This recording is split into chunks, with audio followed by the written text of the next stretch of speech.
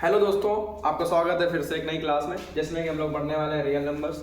Real numbers को पढ़ने से पहले जान लेते हैं नंबर क्या होता है।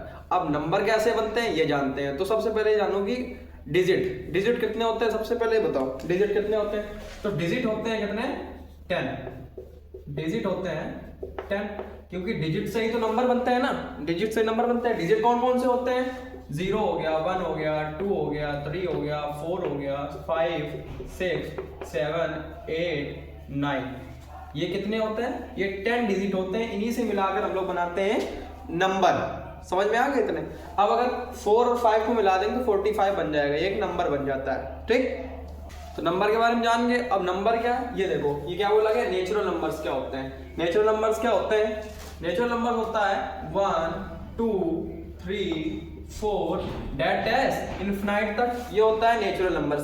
अब क्या हुआ कि नेचुरल नंबर्स मिल गया। अब एक क्या था कि थोड़ा सा जान लेते हैं। ये एक सोहन और ये हो गया मोहन। ठीक, सोहन और मोहन खेल रहे हैं कंचे, जिसमें कि 4 कंचे हैं सोहन के पास और 5 कंचे हैं मोहन के पास। तो क्या हुआ कि सोहन मोहन से 5 और 4 तो मिल गया ना। सोहन और मोहन से क्या करे, क्या होगा कि कंचे हार गया, पूरे कंचे इससे हार गया। तो सोहन के पास बचे कितने, 0 कंचे एंड मोहन के पास कितने हो गए, 9 कंचे। ठीक, यानी कि अब क्या हुआ, यहाँ पे 1 मिल रहा, 4 मिल रहा, 5 सब मिल गया कि नहीं, 0 तो 0 ऐड हुआ। मतलब कि अगर 0 1 2 3 डैश इनफिनाइट तक आ जाए तो उसको हम लोग बोल देते हैं होल नंबर्स। 0 से इनफिनाइट तक होल नंबर्स, 1 से इनफिनाइट तक नेचुरल नंबर्स होते हैं। ठीक, अब क्या हुआ कि इंसान का दिमाग तो वैसे भी शैतान का दिमाग होता है। तो क्या हुआ कि अब सोहन को खेलने थे फिर से कंचे, लेकिन सोहन के पास कंचे थे नहीं। तो सोहन ने मोहन से कहा कि यार ऐसा करो, मुझे कंचे दे दो उधार। तो क्या हुआ कि सोहन ने मोहन से 3 कंचे उधार ले लिए। कितने, अब जब उधार लिए हैं 3 कंचे उधार लिए तो क्या होगा, माइनस का होगा, ऋण होगा कि नहीं होगा। उसके बाद में इनके पास कितने बचे, 6 कंचे। अब प्लस का तो 6 हुआ, ये माइनस का पहली बार आया। तो अब क्या बोल देते हैं कि अगर जब माइनस का 3 है तो माइनस का 4 भी होना चाहिए, माइनस का 5 भी होगा, ऐसे माइनस का इनफिनाइट भी होगा। यानी माइनस के इनफिनाइट से लेकर -2 -1 0 1 2 डैश प्लस के इनफिनाइट तक, इनको बोल देते हैं इंटीजर्स। ठीक, नेचुरल नंबर्स क्या होते हैं, 1 से इनफिनाइट तक। होल नंबर्स क्या होते हैं, 0 से इनफिनाइट तक। और इंटीजर्स क्या होते हैं, -इनफिनाइट से प्लस इनफिनाइट तक। तो क्या हुआ कि -1 से लेकर, यानी कि -इनफिनाइट से लेकर -1 तक, इनको बोलते हैं क्या, निगेटिव इंटीजर्स। ठीक, और +1 से इनफिनाइट तक ये होता है पॉजिटिव इंटीजर्स।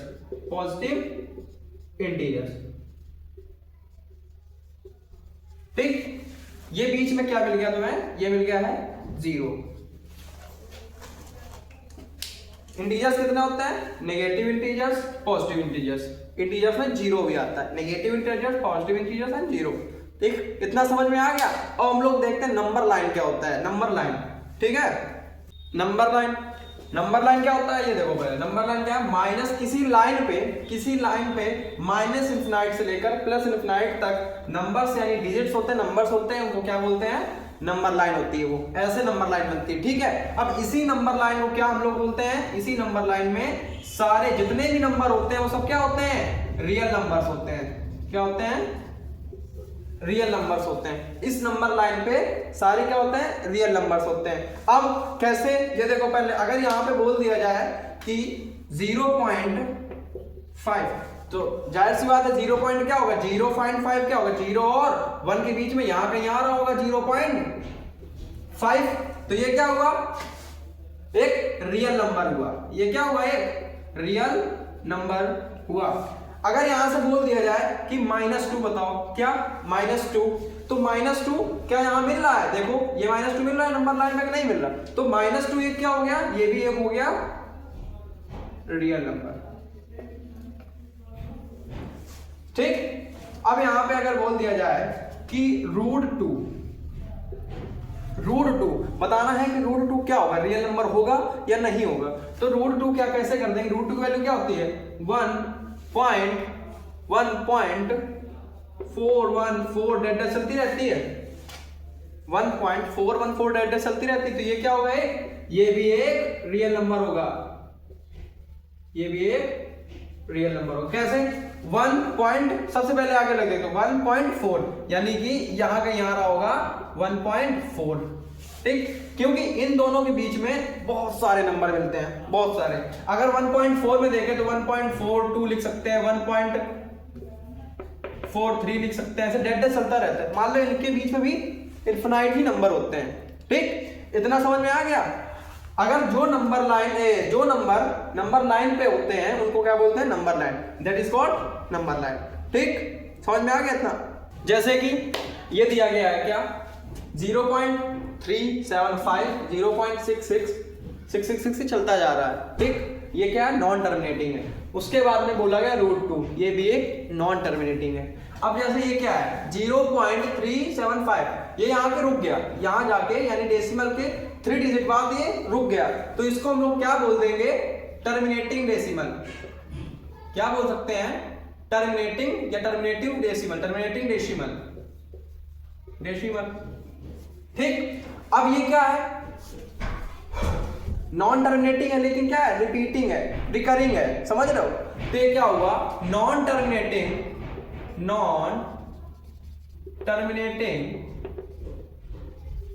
बट क्या है, रिकरिंग है,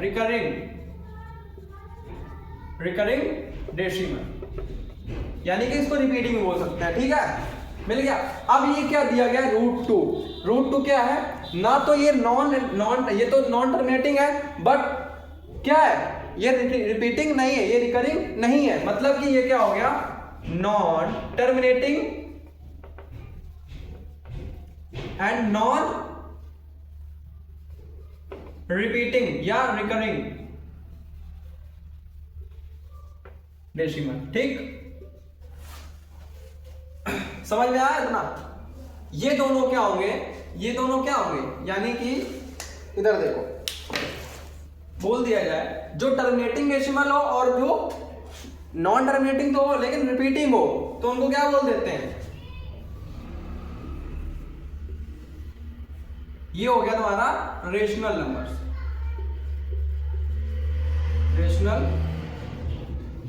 नंबर्स, ठीक, ये क्या होगा, रेशनल नंबर्स। बट जो नॉन टर्मिनेटिंग और नॉन रिपीटिंग, नॉन रिकरिंग हो, उसको क्या बोल देते हैं, ये है तुम्हारा इर्रेशनल नंबर्स।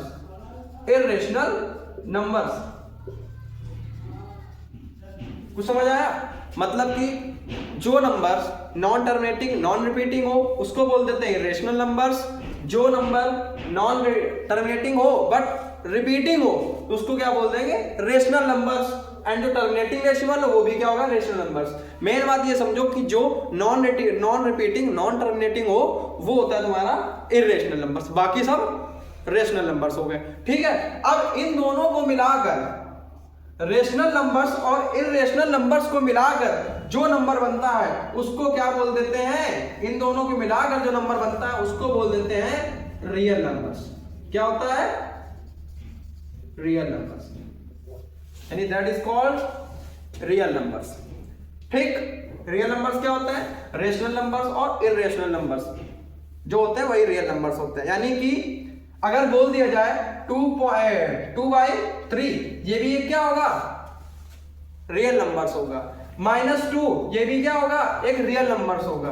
-1 ये क्या होगा, ये एक रियल नंबर्स होगा। जितने भी नंबर्स हैं वो सारे क्या है, रियल नंबर्स हैं, ठीक। इतना पढ़ लिया। अब जानते हैं रियल नंबर्स में क्या क्या पढ़ना है, रियल नंबर्स में क्या क्या पढ़ना है उसके बारे में जानते हैं, ठीक है। तो हम लोग क्या देखते हैं, रियल नंबर क्या क्या पढ़ना है रियल नंबर में, प्राइम फैक्टराइजेशन, एचसीएफ और LCM. Prime factorization, HCF and LCM पढ़ना है। फिर वर्ड प्रॉब्लम किस पे, एचसीएफ और एलसीएम पे वर्ड प्रॉब्लम पढ़ना है। देन इर्रेशनल नंबर्स, ठीक है। तो प्राइम फैक्टराइजेशन पढ़ने से पहले हम लोग ये जान लेते हैं कि प्राइम नंबर्स क्या होता है। प्राइम नंबर क्या होता है, जिसके 2 या सॉरी जिसके दो फैक्टर्स होते हैं, जिसके सिर्फ दो फैक्टर्स होते हैं उसको बोलते हैं प्राइम नंबर।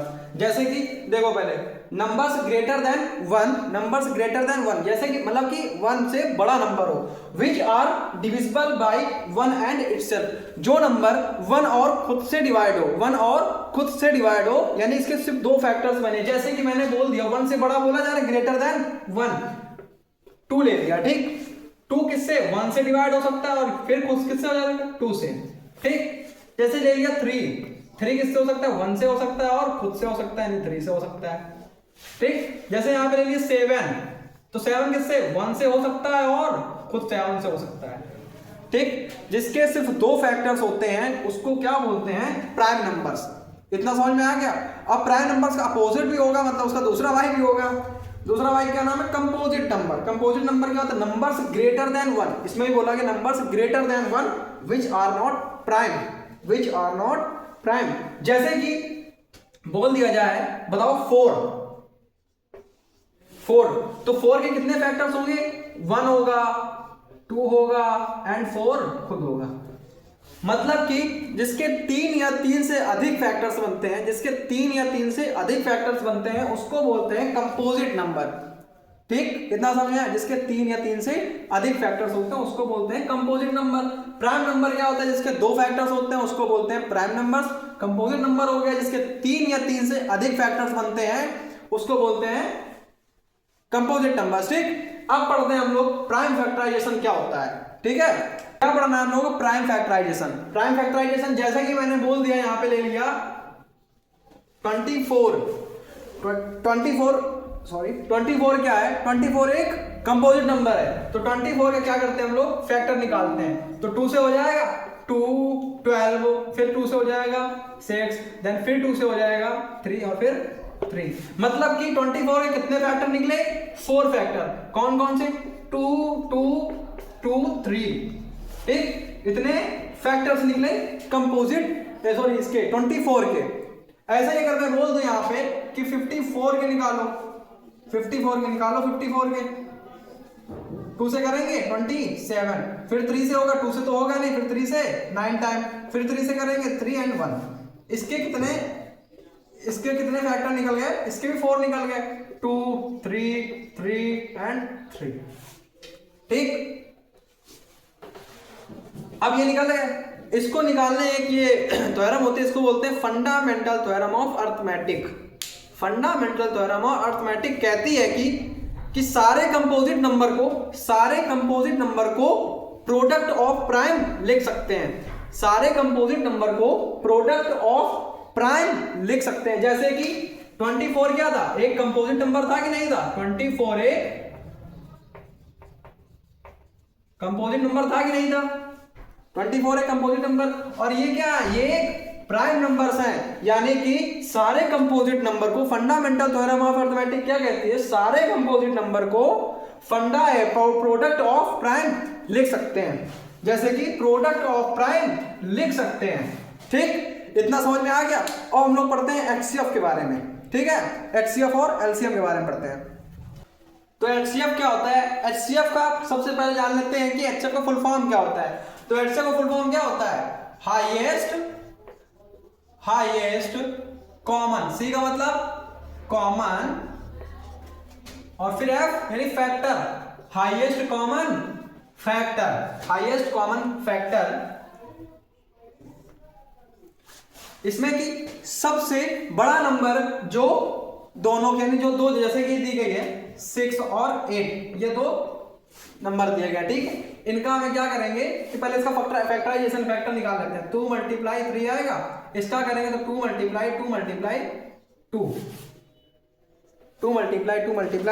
2 सबसे बड़ा नंबर जो इन दोनों को डिवाइड करते। अब सबसे बड़ा नंबर इसमें क्या है, जो इन दोनों को डिवाइड कर रहा है। इनमें से तो क्या मिल रहा है, एक 2 मिल रहा है ना, तो इसका एचसीएफ, इन दोनों का एचसीएफ क्या आ गया, इन दोनों का एचसीएफ 2 आ गया, ठीक। यानी कि सबसे बड़ा नंबर जो इन दोनों नंबर को डिवाइड करते हैं उसको बोलते हैं एचसीएफ। देन एलसीएम क्या होता है, एलसीएम का फुल फॉर्म क्या होता है, सबसे पहले लिखो ये, एलसीएम का फुल फॉर्म होता है least common multiple, least common multiple.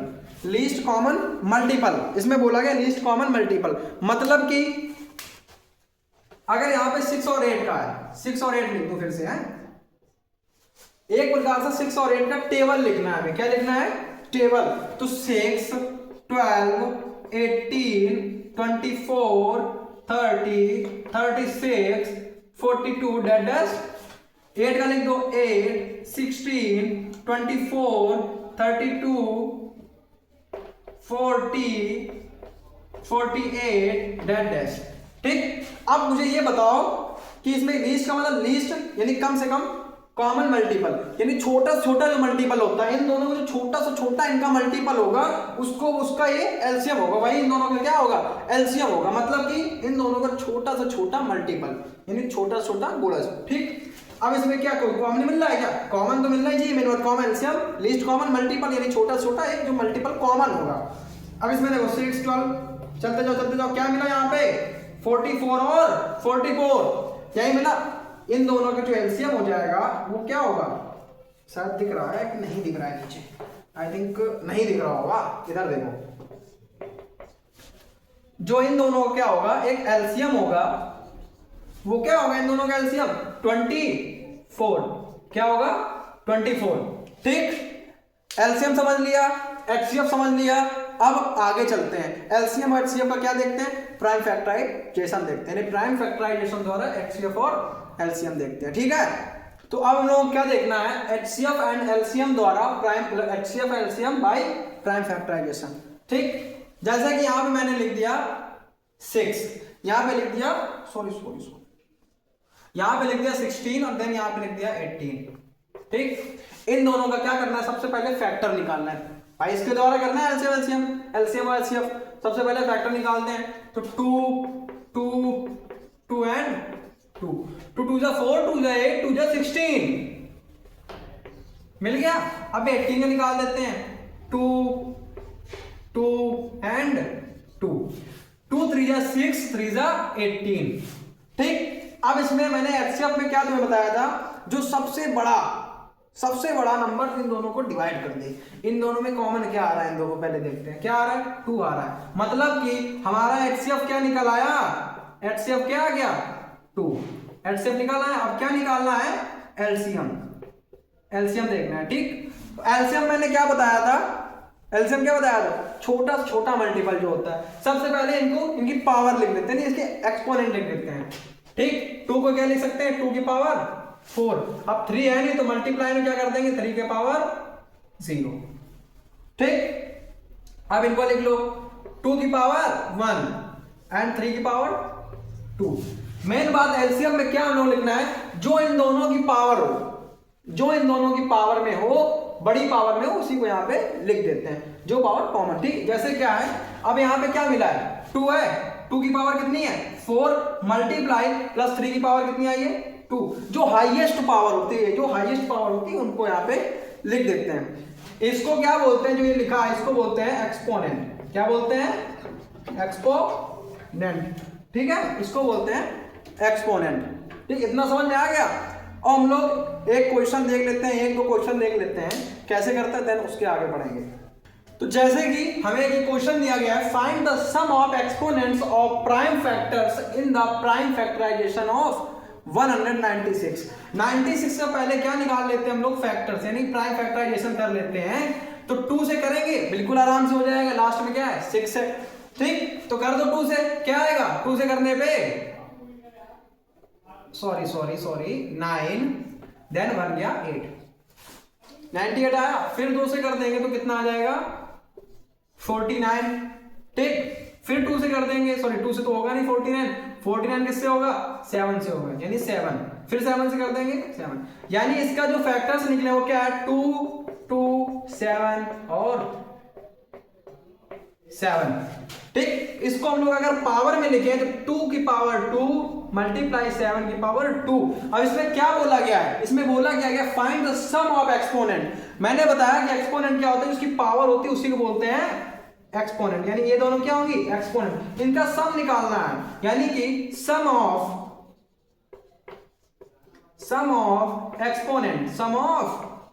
Exponents, मतलब कि 2 प्लस 2 कर देंगे, आंसर कितना आ जाएगा 4। यानी इसका आंसर कितना आ गया हमारा, इसका आंसर आ चुका है 4।